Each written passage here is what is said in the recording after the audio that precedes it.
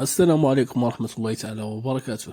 الإعلام الجزائري ينشر خريطة المغرب كاملة، والمشرفون على قناة ينتظرون ما سيحل بهم. من المؤكد أن مسؤولين عن قناة الجزائر واحد وصفحتها على الفيسبوك يتحسسون رؤساءهم بعد ارتكابهم لخطأ جسيم لا يغفره جنرالات قصر المرادية. ونشرت قناة الجزائر واحد يوم أمس الثلاثاء خريطة لتتبع مسار الطائرة التي كانت تقل المنتخب المغربي العائد من العاصمة القطرية بعد المشاركة في كأس العالم قطر 2022، وكيف أنها تجنبت المرور فوق الأجواء الجزائرية، تاركة خريطة المغرب على حالها دون أن تبترها من صحرائها. وبحسب ما نشرته القناة الجزائرية المذكورة على صفحتها الفيسبوكية، فقد ظهرت الطائرة المنتخب المغربي في طريق عودتها للعاصمة الرباط، معلقة عليها بالقول: طائرة المنتخب المغربي تتفادى سماء الجزائر، هذا دون أن تبتر خريطة المغرب كعادتها.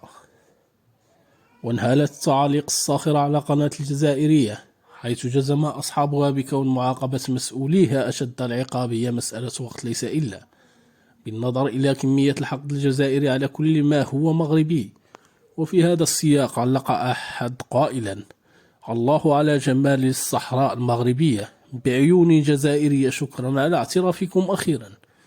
وعلق ناشطا متهكما: أجمل ما نشرتم على صفحتكم هو خريطة المغرب كاملة مكمولة، وبهذه المناسبة فالمغاربة يحيونكم.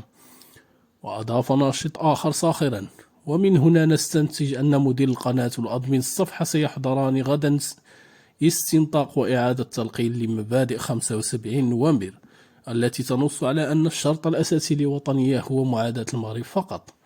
وكان المدير العام للتلفزيون الجزائري العمومي شعبان قد أقيل من منصبه بقرار من وزارة الاتصال الجزائرية، وذلك مباشرة بعد بث خبر تحقيق المنتخب المغربي لإنجاز تاريخي بتأهل إلى مربع الذهبي لكأس العالم قطر 2022.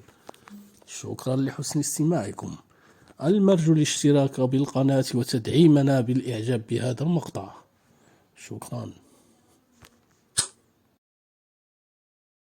لا تنسى الإعجاب بالفيديو والاشتراك في القناة وتفعيل الجرس ليصلك كل جديد.